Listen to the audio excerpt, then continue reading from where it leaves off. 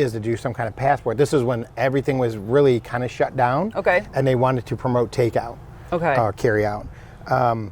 So they said, hey, we're going to meet and we're going to talk about this. Do you want to come be involved in it? I'm like, yeah, sure, I would love to. So we met with them and started talking about things, putting plans together. And I actually ended up designing the initial card for the first 10 restaurants that we had participating. And then we just kind of bloomed from there and went into different iterations of the program. Okay. So we expanded it. At one point we had 25 restaurants involved in it. Yeah, Wow. it was a lot. And the whole idea was initially was to promote carry out, to get people to come out because there wasn't dine in. And then when dining was open again, we wanted people to come out and really wanted to promote all of the businesses in the county, right? Because I live in Medina, maybe I'm stuck in my little macro universe. We want you to go to Wadsworth, we want you to go to Brunswick, to Lodi, to Seville. There's a lot of great places, go and explore them. So that was the idea behind growing to 20, 25 different places. So we decided, we did that for quite a while, several quarters, and we decided we'd take a little break and kind of revamp the program into what we're doing today. Now, how did you go about approaching these businesses? Just through people I knew, or literally I would just reach out to them on Facebook. They would have their Facebook page, I'd send them a message, tell them what we're trying to do. In some cases, it was hard to get contacts. I'd contact the chamber. So Wadsworth, I actually did call them to get a couple contacts, and they were great in helping out, gave me some contacts, and I was able to get a hold of people that way. Now, how did the original passport program work with people going to the different restaurants and the passport book that you had? So the original was a card with 10 stickers on it, and you simply went to one of the 10 restaurants, and each time you went and spent, I think it was $40, you got a sticker and you put it on your card. So it was a check for the table. Okay. So it wasn't a person. And you got a sticker. When you got 10, you submitted your card in, and then we did drawings of the cards for multiple gift cards. There was a grand prize for, I forget the amount at this time, but it was like every restaurant, the 10 on there, so it would have been $250. Oh, wow, okay. And then the second one, it was over $500 in gift cards. And then we'd give away individual ones also. Now, how was the reception when you first started it? It was great. There was a lot of people involved, a lot of people touring around. It was a little mixed. Some people, thought $40 was a little high. It's a challenge for single people. When we did lower it the next time around to $35, trying to get more people involved. And then with this program, what are you doing different this time? So this one is a lot simpler. We're simplifying it for the businesses and for the customers. And we actually changed the name. It was called Medina County Dining Passport. We took the passport off because we want to be flexible and be able to change it up and have different programs. So this time, it's Medina County Dining Summer Tour. Oh, okay. And there's 12 restaurants involved, and it's very simple. You go to a restaurant, dine, take some pictures, and share your experience of that dining experience. Tag MCD Summer Tour, and then tag the restaurant. And that's it. We'll do the rest. We'll find you by your hashtag, and then we're going to, each Monday, we're going to draw, which this Monday coming up is the first one, we're going to draw a name and give away a $25 gift card. So it's very simple. So they can go on their own personal Facebook, post the pictures, do the tags that we will make sure that we put here, and then you do the rest. We do the rest. Oh, that's much simpler. Yeah. Now, what are the restaurants that are participating? So there's 12 of them, 111 Bistro, Corkscrew, Farmer's Table, Gandalf's, Great Oaks, PJ Marley's, Samoski's Pizza, Sully's Irish Pub, Time 2, The Oaks, Thirsty's Corner Pub, and Twisted. Very eclectic mix all over the county. Get out and try them all and support them all. Now, I did notice each one that you do, you change up. It's not the same ones every time. The restaurants? Yes. Yeah, it could be. It's wide open to all the locals in the county, whoever wants to participate. Yeah, so it could change. They do change. Some people come in, some people go out. Depends. Some of it is a staffing issue where the other programs were difficult to manage with a small staff. So yeah, it does change up. So do you have a limit of how many restaurants can participate in this free program to? No, we don't. It just ended up being 12, which was convenient because we had 12 weeks, $25 gift cards for each week. So it worked out, but it's open pretty much to anybody who wants to participate. Now, how does a restaurant go about contacting you if they would like to talk to you about this program and participating? So they can come into my Facebook group, send me a message. I have an email address, Dine Medina County Ohio @zoominternet.net. And just reach out that way. Send me a private message on Facebook. Any of those methods. Okay, and with this program, when you draw it, how do the people find out about it? It'll be posted up on our Medina County Dining page. Okay. And they leave their contact info. So, well, no, they don't on this one. I'm sorry. That was the old ones. We had their contact info. So we can either DM them or it'll be posted up on our page. Okay, so make sure you check your messenger and you specifically go into the other box because you may have a message there that you didn't know. Now, this website for Facebook, this group is different than the Dine in Medina County that you all know. This is Medina County Dining. So we'll make sure you have all of that information. This is specific to the program. The other Facebook page is specifically for everybody just to go ahead and do a post about all the different restaurants and things going on. That was the original, and this is the next one. So you said 12 weeks. 12 weeks. And 12 restaurants. And then what is there an amount on this that they have to spend? No. No. Go dine, take some pictures. You're doing it already, so just share them.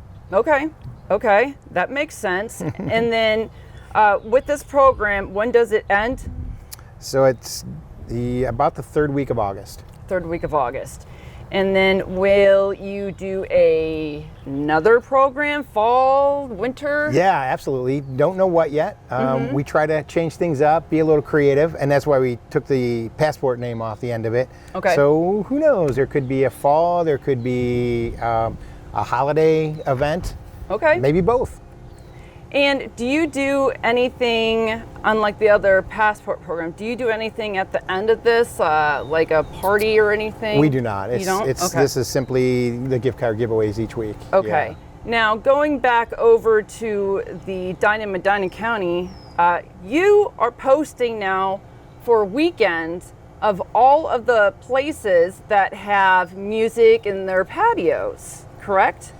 Yeah, it's so in our files, we have several files. We have one that'll show you just about every place you can get breakfast in Medina County, breakfast or brunch. Okay.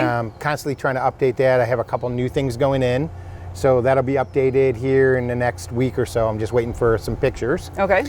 We do have a PDF showing about 46-ish patios in the county. Oh, okay. So it shows you pictures of the patios, where they are, if they're pet friendly.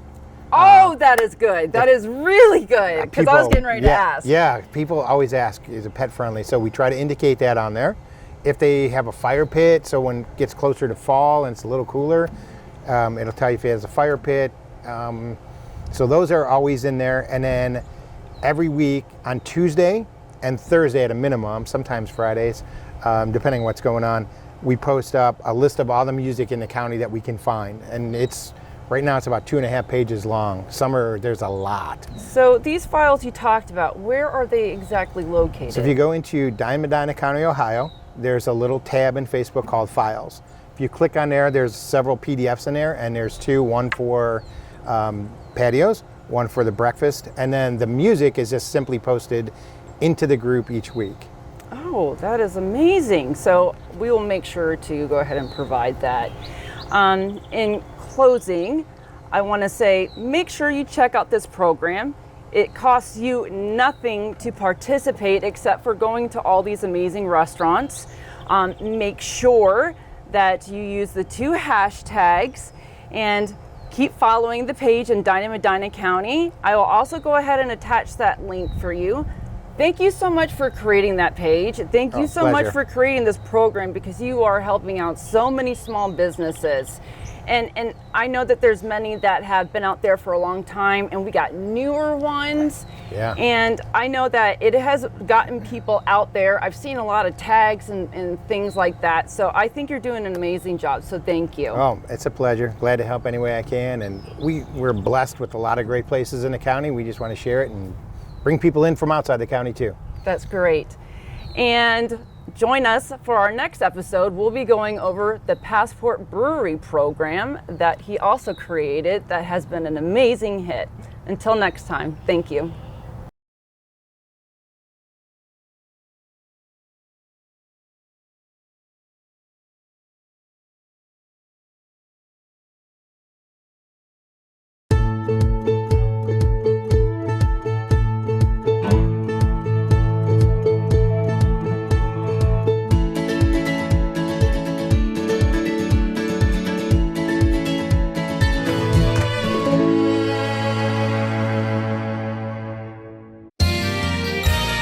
You are watching WCTV, Wadsworth Community Television.